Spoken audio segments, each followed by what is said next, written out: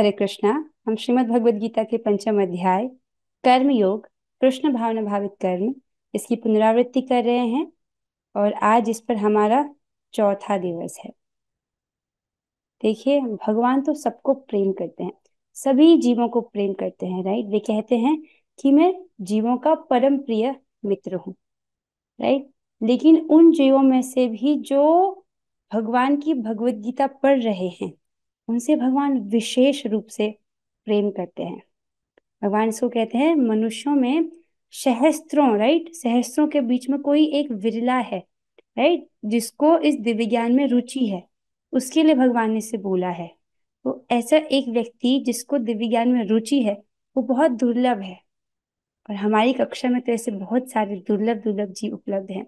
भगवान ऐसे हर एक जीव से बहुत प्रेम करते हैं जो उनकी गीता को पढ़ रहा है, मतलब विशेष प्रेम, राइट। सो आइए हम आज के सत्र को शुरू करते हैं।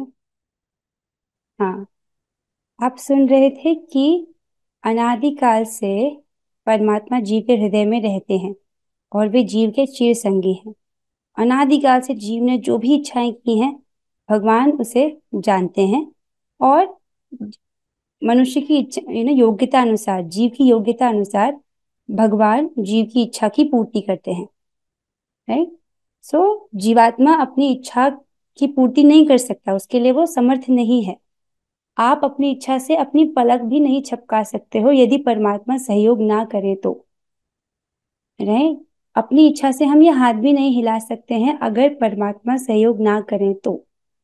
आप समझ रहे हैं, क्योंकि जीवात्मा इच्छा करता है, उसके बाद भगवान प्राण शक्ति को एक्टिवेट करते हैं शरीर में, राइट। तो जीव जो इच्छा करता है, भगवान उसकी इच्छा को पूरा करते हैं उसकी योग्यता अनुसार। लेकिन जब कोई जीव कृष्ण प्राप्ति की इच्छा करता है, राइट, कृष्ण की भक्ति की इच्छा, कृष्ण प्राप्ति की इच्छा करता है, तब भगवान उसकी विशेष रूप से सहायता करते हैं, राइट। और वो मेक श्योर करते हैं कि इस जीव की इच्छा जो है वो पूरी हो। इसको हम पढ़ रहे थे और आपने कल सुना कि ऐसा व्यक्ति जब वो उस ज्ञान से प्रबुद्ध होता है जिससे अविद्या का विनाश हो जाता है, तो सब कुछ वैसे ही प्रकट हो जाता है जैसे सूर्योदय होने पर सारी वस्तुएं दिख जाती है।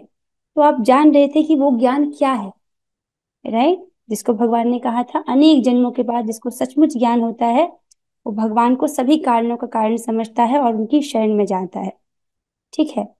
अब यहाँ से बता रहे हैं भगवान, ऐसा जो व्यक्ति है जिसको इस प्रकार का पूर्ण ज्ञान प्राप्त हो गया है, वो व्यक्ति कैसा होता है, इस प्रकार के व्यक्ति के लक्षण क्या है, उसे भगवान कह रहे हैं। विद्या विनय संपन्ने ब्राह्मणे गविहस्तिनि शुनि चैव स्वपाके च पंडिताः समदर्शिनः। विनम्र साधु पुरुष अपने वास्तविक ज्ञान के कारण एक विद्वान तथा विनीत ब्राह्मण, गाय, हाथी, कुत्ता तथा चांडाल को समान दृष्टि से देखते हैं। तो जो विनम्र साधु पुरुष है, जिसको वास्तविक ज्ञान हो गया है, वो क्या करता है, एक विनीत ब्राह्मण, एक गाय, हाथी, कुत्ता या चांडाल सबको समान दृष्टि से देखता है। ब्राह्मण और गाय सतोगुण के उदाहरण दिए गए हैं।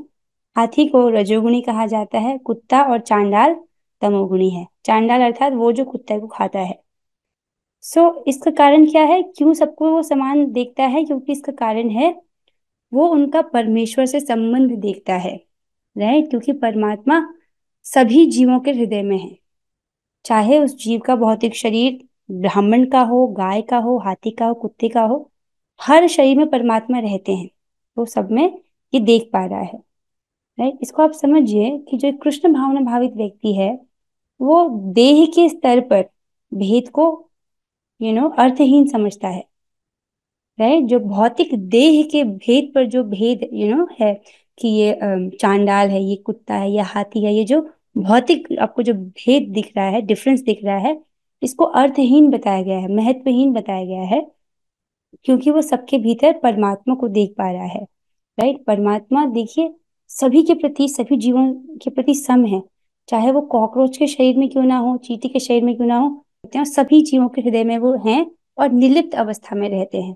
फिर भगवान कहते हैं इह तैर्जितः सर्गो येषां साम्ये स्थितं मनः निर्दोषम ही समम ब्रह्म तस्माद् ब्रह्मणि ते स्थिता। फिर बताया जा रहा है कि उसी व्यक्ति का वर्णन हो रहा है कि ऐसा जो व्यक्ति है जिसके मन एकत्व तथा समता में स्थित है, मन एकत्व और समता में स्थित हैं, उन्होंने जन्म तथा मृत्यु के बंधनों को पहले ही जीत लिया है। वे ब्रह्म के समान निर्दोष हैं और सदा ब्रह्म में स्थित रहते हैं। जिस प्रकार से ब्रह्म अर्थात भगवान, राइट, परमात्मा के रूप में सभी जीवों के हृदय में स्थित रहते हैं और उनसे निर्लिप्त रहते हैं, अर्थात ना तो वो किसी जीव से आसक्त हैं, ना ही वो किसी जीव से घृणा करते हैं। आप समझ रहे हो, चाहे कोई जीव कैसा भी कर्म करे, घृणित से घृणित कर्म क्यों ना करे, लेकिन परमात्मा जी किसी से घृणा नहीं करते हैं। उस प्रकार से जिस व्यक्ति ने, राइट, अपने मन को, राइट, इस प्रकार की समता में स्थिर कर लिया है, वो पहले ही जन्म और मृत्यु के बंधनों को उसने जीत लिया है। राइट, कृष्ण प्रभुपाद जी समझाते हैं कि मानसिक, इस प्रकार की जो मानसिक समता है, ये आत्म साक्षात्कार का लक्षण है। यहाँ पर बोल रहे हैं कि देखिए भगवान निर्दोष हैं क्योंकि वे आसक्ति तथा घृणा से रहित हैं। इसी प्रकार जब जीव आसक्ति अथवा घृणा से रहित होता है तो वो भी निर्दोष बन जाता है और वैकुंठ जाने का अधिकारी हो जाता है। ऐसे व्यक्तियों को पहले से ही मुक्त मानना चाहिए, उसने पहले ही जन्म और मृत्यु पर विजय प्राप्त कर ली है। आई होप ये स्पष्ट हो रहा होगा। तो जो विद्वान योगी है उसकी दृष्टि में क्या होता है, जो शरीरगत भेद है उनका कोई अर्थ नहीं है। न प्रिहस्येत् प्रियं प्राप्य नो द्विजेत् प्राप्य चा प्रियम स्थिर बुद्धिर असम्मूढ़ो ब्रह्मविद ब्रह्मणि स्थितः। तो यहाँ पर बता रहे हैं भगवान की जो न तो प्रिय वस्तु को पाकर हर्षित होता है और न अप्रिय को पाकर विचलित होता है। न प्रिहस्येत् प्रियम प्राप्य नो द्विजेत् प्राप्य चा प्रियम। सो जिसको कोई भौतिक वस्तु प्राप्त हो गई है, उसको जो प्रिय है उससे वह हर्षित नहीं होता, ना अप्रिय को पाकर विचलित होता है। इस प्रकार से जिसकी बुद्धि स्थिर है, राइट, जो स्थिर बुद्धि है और जो मोह रहित और भगवत विद्या को जानने वाला है, वह पहले से ही ब्रह्म में स्थिर रहता है। इसे समझिए। यहाँ पर ऐसा जो व्यक्ति है, आई थिंक ये स्लाइड में हाँ स्पष्ट किया होगा, देखिए इस श्लोक में भगवान वर्णन कर रहे हैं एक स्वरूप सिद्ध व्यक्ति के लक्षणों का। ऐसा जो व्यक्ति है, पहले तो वो समझिए कि वो मोह रहित है। मैं बोला ना, ये देखिए जो स्थिर बुद्धि है और जो मोह रहित है, पहले इस शब्द को समझिए। स्थिर बुद्धि असम्मूढ़ो, असम्मूढ़ो मीन्स मोह रहित, ठीक है। सो मोह रहित मीन्स वो न तो स्थूल शरीर को आत्मा मानने की भूल करते हैं, राइट, अपने आप को शरीर नहीं समझता है और न ही शरीर को स्थायी मानता है। एक तो व्यक्ति क्या गलती करता है, अपने आप को शरीर समझता है, शरीर की डिमांड्स के पीछे भागता है। और दूसरा, जब हम अपनी इंद्रियों को भोगों में लगाते हैं तो क्या होता है, इंद्रिय तृप्ति का एक स्वभाव है कि व्यक्ति को भुला देते हैं कि ये चीजें टेम्पररी हैं, राइट। तो इन दोनों ही चीजों से ऐसा व्यक्ति मोह रहित है। मीन्स पहला तो वो अपने आप को शरीर नहीं समझता, दूसरा वो शरीर को स्थायी मानकर आत्मा के अस्तित्व को नहीं ठुकराता। तो समझता है कि शरीर क्या है, स्थायी नहीं है, टेम्पररी है। और दूसरा, अपने आप को शरीर से अलग देखता है, राइट, अपने आप को शरीर नहीं समझता है। इस प्रकार से जो मोह रहित है, ठीक है। और फिर जो न तो प्रिय वस्तु को पाकर हर्षित होता है, मीन्स जो वस्तु शरीर को सुख देने वाली है उससे वो हर्षित नहीं होता, या और न अप्रिय को पाकर विचलित होता है। जो वस्तु उसके शरीर को, राइट, अप्रिय लगे उससे वो विचलित नहीं होता। अब यहाँ पर शरीर का अर्थ दोनों में देना पड़ेगा, एक तो स्थूल शरीर और एक सूक्ष्म शरीर। जो चीज मन को अप्रिय लगे उसको भी, उससे भी वो पाकर, उसको पाकर भी वो विचलित नहीं होता। सो इसको सिंपल भाषा में, राइट, चाहे उसकी स्तुति हो रही हो या अपमान हो रहा हो, दोनों में ही वो व्यक्ति स्थिर है, राइट। और वो भगवत विद्या को जानने वाला है, राइट, भगवत विद्या को जानने वाला है। ऐसा व्यक्ति पहले से ही ब्रह्म में स्थित रहता है। मीन्स उसने अभी शरीर नहीं त्यागा है और शरीर त्यागने से पहले ही वो मुक्त अवस्था में है। आगे चलते हैं। फिर कहते हैं बाह्य स्पर्शेष्वसक्तात्मा विंद विंदत्यात्मनि यत् सुखम स ब्रह्म योग युक्तात्मा सुखम अक्षयम अश्नुते। ऐसा मुक्त पुरुष भौतिक इंद्रिय की ओर आकृष्ट नहीं होता, अपितु सदैव समाधि में रहकर अपने अंतर में आनंद का अनुभव करता है। इस प्रकार स्वरूप सिद्ध व्यक्ति पर ब्रह्म में एकाग्रचित होने के कारण असीम सुख भोगता है। तो पहले कह रहे हैं बाह्य स्पर्शेषु असक्तात्मा, वो बाह्य स्पर्श अर्थात जो स्पर्श आदि जो इंद्रिय सुख है उससे असक्त है, उससे अनासक्त है, उसमें उसकी आसक्ति नहीं है। ऐसा क्यों है? क्योंकि वो सदैव समाधि में रहकर अपने अंतर में आनंद का अनुभव करता है, राइट। क्योंकि उसको जो उसका जो सुख है वो बाहर से नहीं, उसको अपने भीतर से प्राप्त हो रहा है, अपने अंतर में ही वो आनंद का अनुभव कर रहा है। इस प्रकार जो स्वरूप सिद्ध व्यक्ति है वो पर ब्रह्म में एकाग्रचित होने के कारण असीम सुख भोगता है। देखिए समाधि का अर्थ समझिए। समाधि का अर्थ होता है जब जीव अपने ध्यान को भगवान में स्थिर कर दे तो उसको कहते हैं समाधि, राइट।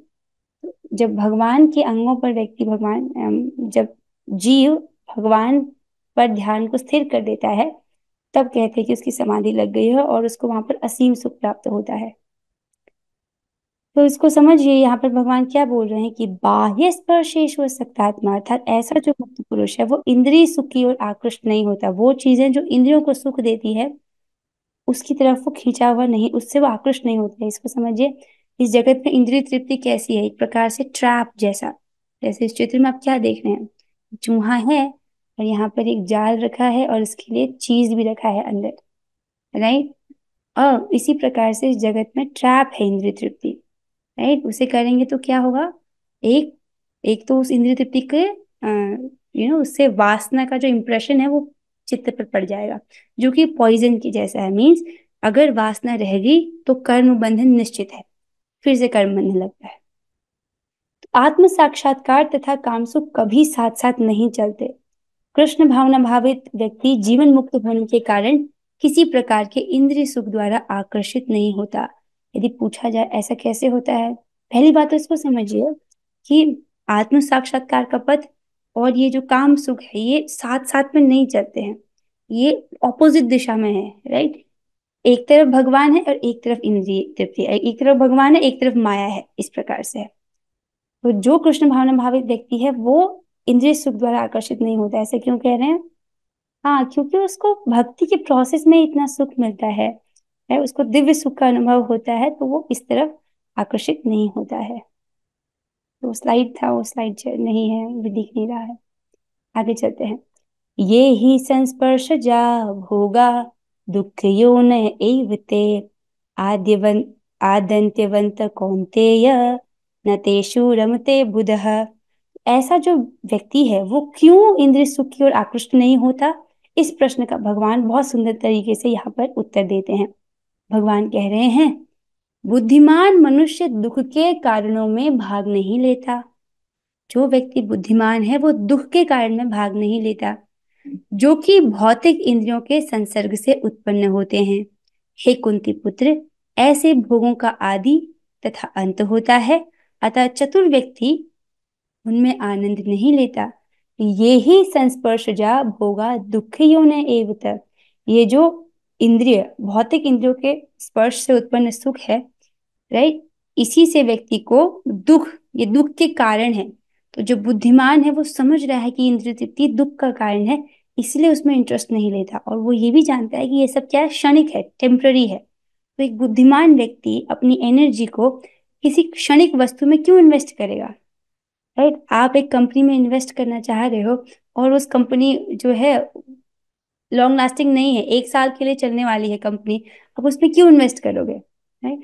उसी प्रकार से तो ऐसा जो व्यक्ति है वो समझता है कि इनका ना तो आदि है, मीन्स इनका आदि और अंत होता है, मीन्स ये थोड़े ही समय के लिए होते हैं। अतः जो यथार्थ योगी या दिव्य ज्ञानी है वे इंद्रिय सुख की ओर आकृष्ट नहीं होते, क्योंकि ये निरंतर भवरोग के कारण है। सो अपनी बुद्धि से व्यक्ति वो समझ रहा है इसको कि ये जो भोग वासना है, ये जो इंद्रिय सुख है, राइट, ये सुख तो बहुत क्षणिक है, ठीक है, लेकिन इससे क्या होता है, निरंतर भवरोग का कारण बन जाता है।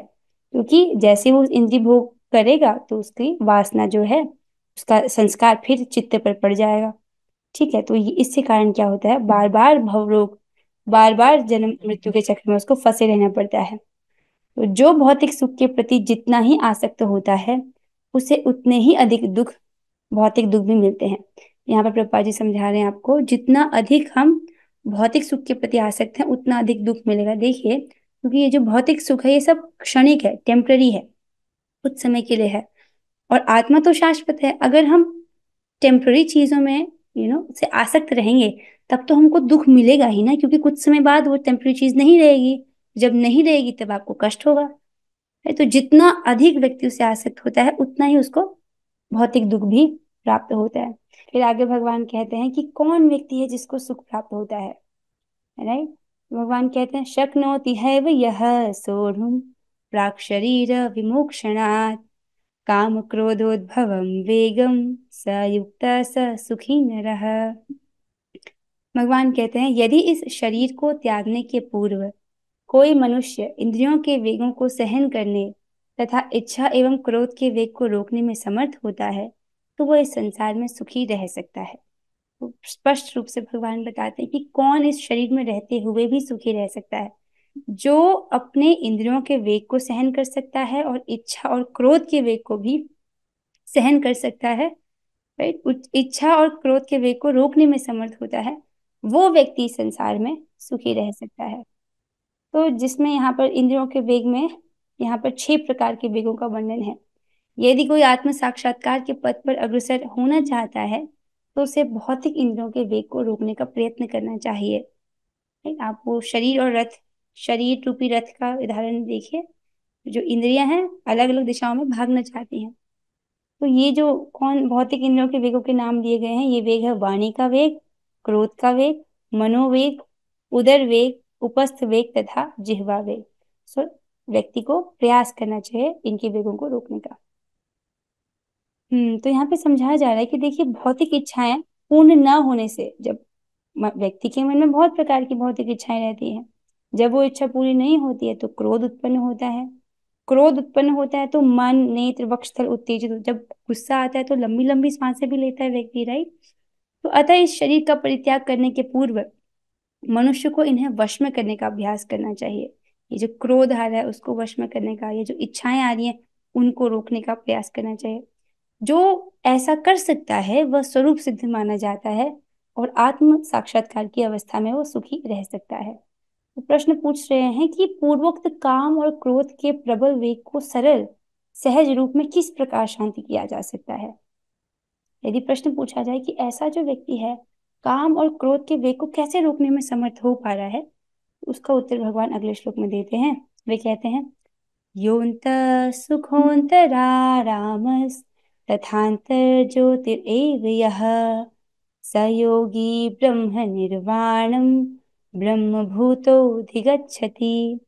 जो अंतःकरण में सुख का अनुभव करता है, जो कर्मठ है और अंतःकरण में ही रमण करता है तथा जिसका लक्ष्य अंतर्मुखी होता है, वह सचमुच पूर्ण योगी है। वह परब्रह्म में मुक्ति पाता है और अंततोगत्वा ब्रह्म को प्राप्त होता है।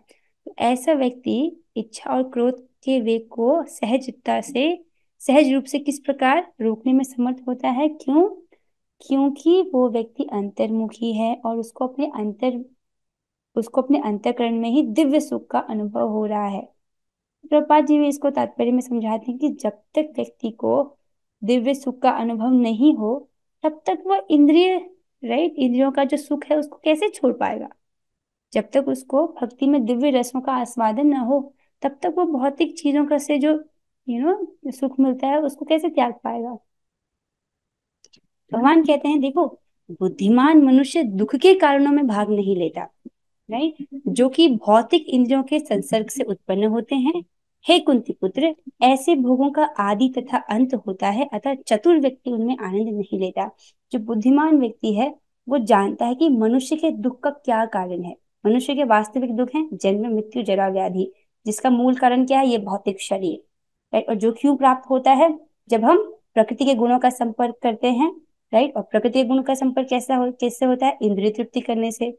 जब इंद्रियों को हम इंद्रिय विषय में लगाते हैं उससे, तो वो समझता है कि ये जो भौतिक इंद्रियों के संसर्ग है यही जो है दुख का कारण है, इसीलिए वो उसमें रुचि नहीं लेता है। और वो ये भी समझता है कि इस प्रकार के जो भोग हैं ये क्षणिक है, टेम्पररी है, कुछ समय के लिए है। इसीलिए जो चतुर व्यक्ति है वो इन चीजों में आनंद नहीं लेता है। ठीक है, फिर कहते हैं शक्नोति हैव यः सोढुं प्राक्शरीर विमोक्षणात् काम क्रोधोद्भवं वेगम स युक्तः स सुखी नरः। अब भगवान वर्णन करें कि कैसे व्यक्ति इसी शरीर में सुख से रह सकता है। यदि इस शरीर को त्यागने के पूर्व कोई मनुष्य इंद्रियों के वेगों को सहन करने तथा इच्छा एवं क्रोध के वेग को रोकने में समर्थ होता है तो वो इस संसार में सुखी रह सकता है। देखिए, जब तक ये शरीर है इंद्रियों का तो वेग होगा ही, लेकिन भगवान कह रहे हैं उसको जो सहन कर सकता है, राइट। सौम्यत्वाय कल्पते, अध्याय 2 में भी भगवान ने बोला है जो ऐसा धीर पुरुष है जो ऐसे वेगों को सहन कर सकता है, सौम्यत्वाय कल्पते, वो अमृतत्व को प्राप्त होता है और इच्छा एवं क्रोध के वेग को रोकने में समर्थ होता है। मीन्स क्रोध आ रहा है उसको उसको वो रोकने में समर्थ है। ऐसे बस बोल नहीं रहा है क्रोध में कुछ भी नहीं, उसको रोकने में समर्थ है। और इच्छाएं भी आ रही हैं लेकिन उधर वो एक्शंस नहीं ले रहा है, राइट। क्योंकि देखिए जो भी इच्छा हम करते हैं उसको पूरा करने के पीछे जाएंगे तो इट कॉस्ट टाइम, उसमें समय लगता है कि नहीं। और समय हमारे पास गिनती का समय है। इस शरीर की, जिस शरीर में हम अभी हैं वो लिमिटेड समय के लिए हमको मिला है ना। तो इस प्रकार की सब इच्छाओं को वो त्याग देता है और कैसी इच्छा रखता है, आत्म साक्षात्कार को प्राप्त करने की। यहाँ पर बताया जाता है कि वो कौन से वेग है जिसको सहन करना है। वाणी का वेग, क्रोध का वेग, मनोवेग, उदर वेग, उपस्थ वेग और जिह्वा वेग। और इन छहों वेगों को नियंत्रण में लाने का सूत्र, फॉर्मूला हमको शास्त्र से दिया जाता है कि यदि कोई व्यक्ति अपने जीभ को कंट्रोल कर सकता है और वाणी को कंट्रोल कर सकता है, राइट, तो वो बाकी 6 वेग को भी कंट्रोल कर सकता है। जीभ को कंट्रोल करने के लिए आपको बोला जाता है प्रसाद खाइए, केवल प्रसाद खाइए, ऐसा एक भी अनर्पित वस्तु नहीं ग्रहण कीजिए, राइट। जो भगवान को अर्पित हुआ वही खाना है। और शुद्ध शाकाहारी भोजन, राइट, जो भगवान को अर्पित हुआ है। और वाणी के वेग को नियंत्रण में लाने के लिए अपनी वाणी का प्रयोग भगवान की सेवा में कीजिए। भगवान की कथा पर चर्चा कर सकते हैं, किसी एक व्यक्ति को बिठा करके श्री कृष्ण के बारे में बता सकते हैं, या प्रजल्प ना करें। तो ये दो बहुत सुंदर से सूत्र है। फिर भगवान वर्णन कह करते हैं इसी प्रश्न को और विस्तार से कि कैसे ऐसा व्यक्ति जो है इंद्रियों के विषयों पर आकर्षित नहीं होता, क्योंकि उसको अपने अंतर में सुख प्राप्त हो रहा है। योऽन्त सुखोऽन्तरारामस् तथान्तर ज्योतिरेव यः स योगी ब्रह्म निर्वाणम ब्रह्म भूतोऽधिगच्छति। जो अंतःकरण में सुख का अनुभव करता है, जो कर्मठ है और अंतःकरण में ही रमण करता है तथा जिसका लक्ष्य अंतर्मुखी होता है, वह सचमुच पूर्ण योगी है। वह परब्रह्म में मुक्ति पाता है और अंततो गत्वा ब्रह्म को प्राप्त होता है। देखिए, अगर उस अगर इस व्यक्ति को बाहर सुख नहीं ढूंढ रहा, अगर ये व्यक्ति इंद्रियों विषयों की तरफ आकर्षित नहीं हो रहा है, इसका मतलब इसको कुछ उत्कृष्ट सुख मिला है, राइट। जो इंद्रिय विषयों का निकृष्ट सुख है उससे भी अधिक इसको कुछ सुख मिला है। वही भगवान वर्णन कर रहे हैं, इसको अपने अंतःकरण में ही सुख अनुभव होता है, राइट। और ऐसा जो किस व्यक्ति का वर्णन हो रहा है, वो व्यक्ति जो नित्य सन्यासी है, जो योग से युक्त है, हालांकि वो कर्म कर रहा है लेकिन ऐसे कर्मों से उसको बंधन नहीं लगता है, राइट। अर्जुन के प्रश्न पर वापस आइए, उन्होंने क्या कहा था कि आप मुझसे क्या चाहते हैं, क्या मैं संन्यास ले लूं या कर्म करूं, क्योंकि आपने मुझे युद्ध करने का आदेश दिया है। क्षत्रिय होने के नाते युद्ध करना उनका कर्म है, ठीक है। तो भगवान समझा रहे हैं कि कैसे तुम कर्म करते हुए भी मोक्ष को प्राप्त कर सकते हो, राइट। तो कर्मठ मतलब वो व्यक्ति कर्म कर रहा है अपनी इंद्रियों के द्वारा, लेकिन कर्म उसको बाध नहीं रहे हैं। सो अपने अंतःकरण में वो सुख का अनुभव करता है, अपने अंतःकरण में ही रमण करता है, लक्ष्य उसका अंतर्मुखी है, बाहर उसको कुछ नहीं चाहिए। ऐसा व्यक्ति क्या है, सचमुच पूर्ण योगी है। सो वो क्या है, अंततो गत्वा वो मुक्ति को प्राप्त होता है, भगवान को प्राप्त करता है। 25 से भगवान वर्णन करते हैं। अच्छा, 25 और 26 में भी भगवान उसी व्यक्ति का वर्णन कर रहे हैं जो योग से युक्त है। कैसा व्यक्ति, उसके विषय में थोड़े और लक्षण बताते हैं। लभन्ते ब्रह्म निर्वाणम ऋषयः क्षीण कल्मषाः छिन्न द्वैधायतात्मानः सर्वभूत हिते रताः। तो ऐसे व्यक्ति क्या है, जो लोग संशय से उत्पन्न होने वाले द्वैत से परे हैं, जिनके मन आत्म साक्षात्कार में रहते हैं, जो समस्त जीवों के कल्याण कार्य करने में सदैव व्यस्त रहते हैं, और जो समस्त पापों से रहित है, वे ब्रह्म निर्वाण अर्थात मुक्ति को प्राप्त होते हैं। यहाँ पर तो जो एक्सप्लेनेशन आप उसको समझ रहे हैं, राइट, कि सभी जीवों के कल्याण में वो रत है। तो ऐसा व्यक्ति कौन है? वही जो अपना कल्याण करना चाहता है, राइट। मतलब एक पूर्ण कृष्ण भावना भावित व्यक्ति ही सभी जीवों के कल्याण करने में सदैव व्यस्त रहता है। उदाहरण के लिए श्रील प्रभुपाद जी सभी जीवों के कल्याण के लिए उन्होंने कितना कार्य किया। क्या वो काम नहीं कर रहे थे? क्या उन्होंने जमीन नहीं खरीदी ये जुहू का मंदिर बनाने के लिए, ये वृंदावन का मंदिर बनाने के लिए? क्या वो धन एकत्रित नहीं कर रहे थे? क्या वो लोगों से इंटरेक्ट नहीं कर रहे थे? कर रहे थे, राइट। लेकिन उनकी व्यस्तता कैसी है? दिव्य व्यस्तता है। सो आगे चलते हैं।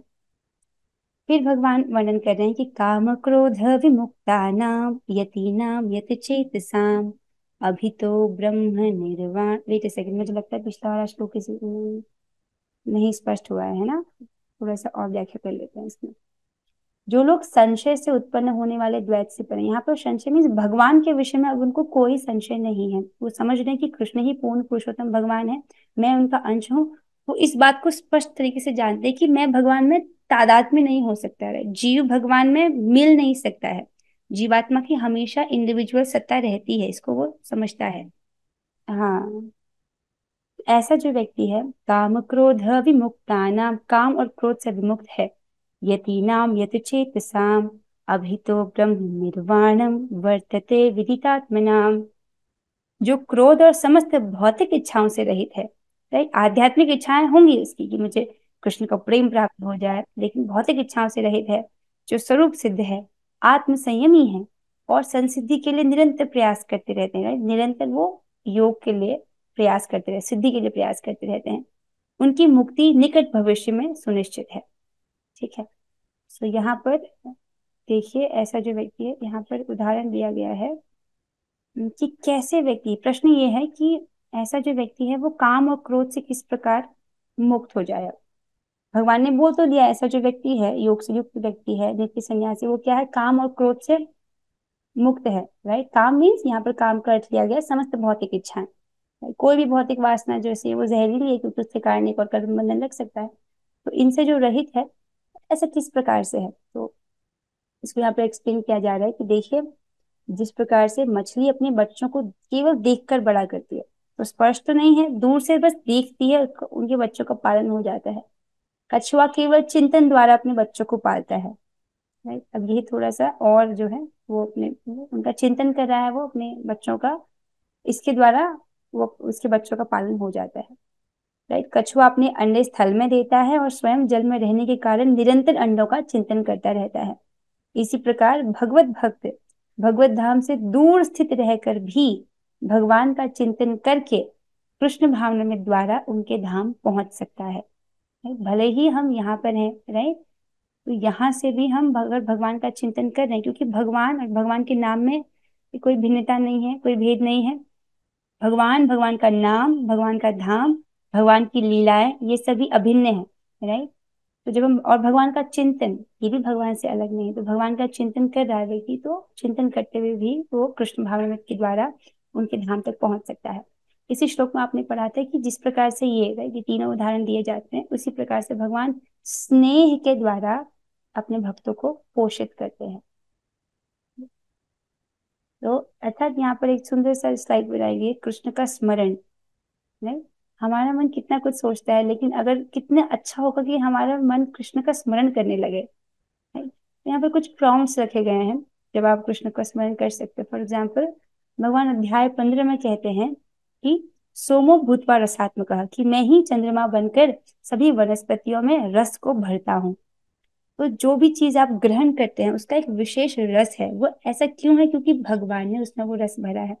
आम मीठा क्यों है? आम का एक विशेष स्वाद है, केले का विशेष स्वाद है, तरबूज का विशेष स्वाद है, अलग अलग सब्जियों का विशेष स्वाद है। वो किसने भरा है? कृष्ण ने भरा है, राइट। वो कहते हैं सोमो भूत्वा रसात्मक, तो चंद्रमा बन करके वो सब में रस भरते हैं। तो जब भी आप कुछ ग्रहण करते हैं, राइट, उसका रस जो भी आप महसूस करते हैं, आप कृष्ण का स्मरण कर सकते हैं। देखिए, जो व्यक्ति हमको ये सब प्रदान कर रहा है वो हमसे प्रेम करता है ना, इसलिए तो उन्होंने हमारे सुख की व्यवस्था की है। फिर जब आप जल को पीते हैं तो भगवान भगवद गीता में वर्णन करते हैं कि मैं ही जल का स्वाद हूँ। तो जल तो हम सभी ग्रहण करते ही हैं, लेकिन ये बहुत अच्छा होगा ना कि उस वक्त हम कृष्ण का भी स्मरण करें कि इसका स्वाद कृष्ण का स्वाद है। तो ऐसे कर सकते हैं। अभी ठंडी आने वाली है, तो ठंडी में धूप कितनी अच्छी लगती है, राइट। भगवान इसको बोलते हैं गामाविश्य च भूतानि धारयामि हम ओजसा पुष्णामि चौषधि सर्वा सोमो भूत परसात्मकः। इससे पहले वाले श्लोक में बोलते हैं भगवान कि मैं ही अग्नि, सूर्य और चंद्रमा का तेज हूँ, राइट। सूर्य का जो तेज है, जो प्रकाश आपको सूर्य में दिख रहा है, वो भगवान का ही है। तो आप सर्दियों में धूप सेके तो आप कृष्ण का स्मरण कर सकते हैं, राइट। और सिंपल, राइट, जब आप सांस लेते हैं तो आपके लिए सांस किसने दिया है, ये हवा दी किसने है, ये राइट, ये हवा तत्व किसने बनाया है, भगवान ने बनाई है। इस प्रकार से हम छोटी छोटी बातों में भगवान का स्मरण कर सकते हैं। ठीक है। और भी बहुत सारी बातें हैं जिसको हम अध्याय 15 में बोलेंगे, पढ़ेंगे। और या तो देखिए, हमारा मन कितना हमको डिस्टर्ब करता है, रहता है, बहुत सारे विचार सोचता है, कभी कभी तो नियंत्रण में ही नहीं आता, इतने सारे विचार क्रिएट हो जाते हैं। देखा है ये चीज, सामने वाले ने आपने को एक बात बोली होगी, आप लेकिन 10 बातें सोच लेते कि उसने ऐसा क्यों बोला, मुझे क्यों बोला, अभी क्यों बोला, ये सब कुछ चलता रहता है। तो आप उसको पॉज कर सकते हो, राइट, क्योंकि मन तो आप ही का है ना, आप उसको नियंत्रित कर सकते हो, पॉज कर सकते हो। और सबसे अच्छा विचार सोचने के लिए कि आप हरे कृष्ण महामंत्र सोचो। किसी भी प्रकार से अगर नाम का संपर्क होता है तो वो अपना प्रभाव दिखाता है, राइट। आप मन में भी सोच सकते हो, आप मुख से बोल भी सकते हो, आप जोर से गा भी सकते हो, राइट। लेकिन अगर चिंतन भी करें तो भी ये अपना प्रभाव तो दिखाता ही है। ठीक है। इसको बोलते हैं नाम स्मरण। तो श्लोक संख्या 27 और 28 से हमको पढ़ना है। 27, 28 और 29 रह रहा है। भगवान यहाँ पर अष्टांग योग की विधि का वर्णन कर रहे हैं। तो वे कहते हैं स्पर्शान कृत्वा बहिर्बाह्यांश्चक्षुचैवान्तरे भ्रुवो प्राणापानौ समो कृत्वा नासाभ्यन्तरचारिणौ यतेन्द्रिय मनो बुद्धिर्मुनिर्मोक्ष परायणः विगतेच्छा भय क्रोधो यह सदा मुक्त एव स। तो भगवान कहते हैं, वर्णन कर रहे हैं अष्टांग योग का कि किस प्रकार से एक व्यक्ति अष्टांग योग की विधि का पालन करता है और इस प्रकार से वो इच्छा, भय और क्रोध से रहित हो जाता है। एक बार इसके अनुवाद को पढ़ेंगे। भगवान कहते हैं समस्त इंद्रिय विषयों को बाहर करके, दृष्टि को भौं के मध्य में केंद्रित करके, प्राण और अपान वायु को नथुनों के भीतर रोक कर और इस तरह मन, इंद्रियों और बुद्धि को वश में करके जो मोक्ष को लक्ष्य बनाता है, वह योगी इच्छा, भय तथा क्रोध से रहित हो जाता है। जो निरंतर इस अवस्था में रहता है वह अवश्य ही मुक्त है। यहाँ पर भगवान ने अष्टांग योग की विधि का कुछ वर्णन किया। ठीक है। अधिक विस्तार से नहीं, कुछ वर्णन किया कि इसमें व्यक्ति जो है मोक्ष को लक्ष्य बनाता है, राइट। अपने जो प्राण अपान वायु है उसको नियंत्रित करता है, उसको रोक करके मन, इंद्रियों और बुद्धि को वश में करता है। इस प्रकार से जो निरंतर इस अवस्था में बना रहता है वो अवश्य ही मुक्त होता है, अवश्य ही मोक्ष को प्राप्त होता है। भगवान ने ये क्यों कहा? अगर यदि प्रश्न पूछा जाए कि ऐसा जो व्यक्ति है वो इच्छा, भय और क्रोध से कैसे मुक्त हो पाता है, कैसे इसको रोक पाता है, तो भगवान इस विधि का वर्णन कर रहे हैं, अष्टांग योग की विधि का वर्णन कर रहे हैं। तो अष्टांग योग मीन्स आप समझ रहे हैं, अष्टांग मीन्स 8, जिसके 8 अंग हैं। तो वो क्या है 8 अंग, 8 विधियां क्या है? यम, नियम, आसन, प्राणायाम, प्रत्याहार, धारणा, ध्यान और समाधि, इस प्रकार से विभाजित है। ठीक है। इस विषय में विस्तार से हम श्रीमद् भगवद गीता के 6वें अध्याय यानी अगले अध्याय में पढ़ेंगे।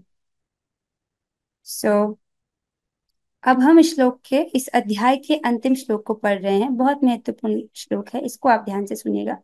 भगवान कहते हैं भोक्तारम यज्ञ तपसाम सर्वलोक महेश्वरम सुहृदम सर्वभूतानां ज्ञात्वा माम शांति मृच्छति। श्री भगवान बता रहे हैं मुझे समस्त यज्ञों तथा तपस्याओं का परम भोक्ता, समस्त लोकों तथा देवताओं का परमेश्वर एवं समस्त जीवों का उपकारी एवं हितैषी जानकर मेरे भावनामृत से पूर्ण पुरुष भौतिक दुखों से शांति लाभ करता है। आप समझ रहे हैं इस चीज को? तो ये जो व्यक्ति, आप इस व्यक्ति का आपने वर्णन सुना पहले अष्टांग योग की विधि का, ये व्यक्ति तपस्या कर रहा है। ऐसे तपस्या करके इसको ज्ञान प्राप्त होता है। क्या ज्ञान प्राप्त होता है? ये ज्ञान कि वो समझता है कि भगवान सभी यज्ञ और सभी तपस्याओं के परम भोक्ता हैं। वो तपस्या भी कर रहा है किसके लिए? जो तपस्या है उसके भोक्ता कौन है? वो किसको अर्पित की जाती है? भगवान को। तो सभी यज्ञों और तपस्याओं के वो परम भोक्ता है। और क्या है? भगवान सभी लोगों और देवताओं के परमेश्वर हैं और सभी जीवों के उपकारी और हितैषी हैं। इस प्रकार से जो भगवान को जानता है, भगवान के राइट भावना में से पूर्ण है, वो व्यक्ति भौतिक दुखों से शांति लाभ करता है। देखिए दुख तो है, लेकिन दुख से शांति प्राप्त करने का मार्ग लोग नहीं जानते हैं, इसलिए जीवन भर दुख भोगते हैं। परंतु परंतु आप तो बहुत बुद्धिमान व्यक्ति हैं, राइट, क्योंकि आप भगवत गीता सुन रहे हैं। सो यहाँ पर शांति का सूत्र बताया गया इस आखिरी श्लोक में, राइट, अंतिम श्लोक में शांति का सूत्र कहा गया है। क्या है वो? शांति का सबसे बड़ा सूत्र यही है कि भगवान कृष्ण समस्त मानवीय कर्मों के भोक्ता हैं। मनुष्य को चाहिए कि प्रत्येक वस्तु भगवान की दिव्य सेवा में अर्पित कर दे, क्योंकि वे ही समस्त लोकों तथा उनमें रहने वाले देवताओं के स्वामी हैं। उनसे बड़ा कोई नहीं है। वे बड़े बड़े देवता यथा शिव तथा ब्रह्मा से भी महान है, ये उनके भी परमेश्वर हैं। आप इस बात को समझ रहे हैं कि भगवान ही समस्त मानवीय कर्मों के भोक्ता है। तो जो व्यक्ति भगवान को प्रसन्न करने के लिए कार्य कर रहा है, वो भगवत गीता में वर्णित इस शांति के सूत्र को समझ रहा है। जो नहीं समझ रहा है, वो इस जगत में केवल भौतिक दुख प्राप्ति के लिए कार्य कर रहा है। ठीक है। फिर इसको कहते हैं कि मनुष्य के कष्ट का कारण क्या है? कष्ट का कारण यही है कि अनादिकाल से वो यहाँ पदार्थ के संपर्क में है और माया पर प्रभुत्व जताने की इच्छा रखता है। वो चाहता है कि सब कुछ उसके हिसाब से होना चाहिए। इसको बोलते हैं प्रभुत्व, कंट्रोल करने की भावना, इस जगत में प्रभुत्व जताना। तो ये उसके कष्टों का मूल कारण है। लेकिन जब तक वो पदार्थ के संपर्क में रहता है, उसे भौतिक आवश्यकताओं के लिए कर्म तो करना ही पड़ता है ना। अभी हम लोग इस शरीर से में रह रहे हैं, तो इस शरीर निर्वहन के लिए भी तो कर्म करना आवश्यक है, वो तो करना पड़ता ही है, राइट। लेकिन यहाँ पर जिस विधि का वर्णन है, उसको हम कर्म करते हुए भी उस विधि का हम पालन कर सकते हैं। किस प्रकार से? देखिए, किंतु कृष्ण भावनामृत उसे पदार्थ की परिधि में स्थित होते हुए भी आध्यात्मिक जीवन में ले आता है, क्योंकि भौतिक जगत में भक्ति का अभ्यास करने पर जीव का दिव्य स्वरूप पुनः प्रकट होता है। कितनी सुंदर तरीके से बोला गया, आप समझ रहे हैं इसको। हालांकि अभी हमें जो भौतिक परिधि में ये जो भौतिक शरीर है, इसमें आत्मा है कि नहीं, बद्ध है कि नहीं, इसमें होते हुए भी अगर व्यक्ति आध्यात्मिक जीवन का अभ्यास कर रहा है, भक्ति का अभ्यास कर रहा है, कृष्ण भावना में युक्त कर्म कर रहा है, तो क्या है? ऐसा दिव्य अभ्यास करने पर जो जीव का दिव्य स्वरूप है वो पुनः प्रकट हो जाता है। जिस प्रकार से अगर हम लोहे को अग्नि के संपर्क में रखेंगे, तो वो जो लोहा है वो अग्नि का गुण प्रकाशित करने लगता है।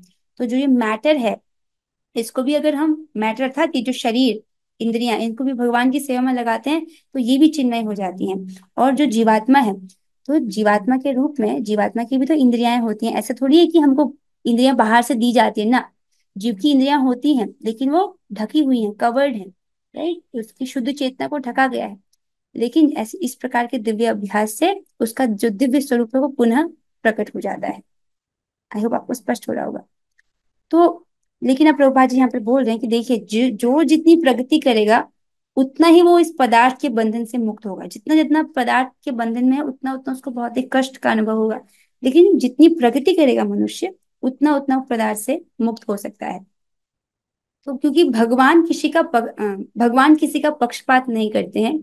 ये तो कृष्ण भावनामृत के लिए व्यक्तिगत व्यवहारिक कर्तव्य पालन पर निर्भर करता है, जिससे मनुष्य इंद्रियों पर नियंत्रण प्राप्त करके इच्छा तथा क्रोध के प्रभाव को जीत सकता है। अब देखिए, अंतिम श्लोक से पहले 27-28 में भगवान जब वर्णन करते हैं अष्टांग योग का, राइट, तो वो बता रहे हैं इच्छा और भय और क्रोध से मुक्त होने का रास्ता। तब वो अष्टांग योग की विधि का वर्णन कर रहे हैं। लेकिन कलयुग में ये जो विधि है अष्टांग योग की, ये व्यवहारिक नहीं है, क्योंकि अर्जुन इसको कहते हैं कि ये तो मेरे लिए संभव ही नहीं है, आप जो बोल रहे हैं, राइट।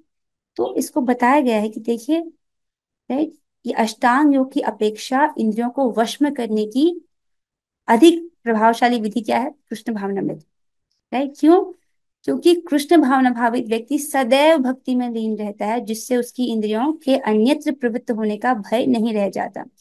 यहाँ पर कुछ एक सुंदर चित्र लिया गया है इंटरनेट से, जैसे चैंटिंग हरे कृष्णा, जीव को अपने एंगेज किया है, भगवान के लिए भोग बनाना, प्रसाद ग्रहण करना, भगवान के लिए नृत्य करना, राइट, हरे कृष्णा मोमेंट यही तो है, चैंटिंग, कीर्तन करना, कीर्तन नृत्य करना भगवान के लिए, singing for Krishna, right, Krishna का कीर्तन, और प्रीचिंग कृष्ण नाम, भगवान के नाम का प्रचार करना। इस प्रकार से वो भक्त जो है अपनी इंद्रियों को भगवान की सेवा में नियोजित करता है, इससे इंद्रियों के अन्यत्र प्रयत अन्यत्र प्रवृत्त होने का भय नहीं रहता। लेकिन अष्टांग योग में हमेशा ये भय बना रहता है कि इंद्रियां कहीं बाहर जा सकती हैं। सो यहाँ पर अंतिम बात में प्रभुपाद जी कह रहे हैं कि देखो, भगवान किसी के प्रति पक्षपात नहीं करते, जो जितनी प्रगति करता है, राइट, उसको उतना अधिक लाभ मिलता है, राइट। सो मनुष्य जितना अच्छे से कृष्ण भावनामृत के नियमों का पालन करता है, जितना अच्छे से इंद्रियों पर संयमित संयमन करता है, राइट, जितने अच्छे से अपनी इंद्रियों को भगवान की सेवा में लगाता है, तो क्या होता है, वो इच्छा और क्रोध के प्रभाव को जीत लेता है। ये बात कौन कह रहे हैं, प्रभुपाद जी कह रहे हैं, राइट, जो कि भगवान के शुद्ध भक्त हैं। सो अप्लाई करने का प्रयास करना चाहिए। तो इसके साथ जो है ये पुनरावृत्ति वो यहाँ पर समाप्त होती है।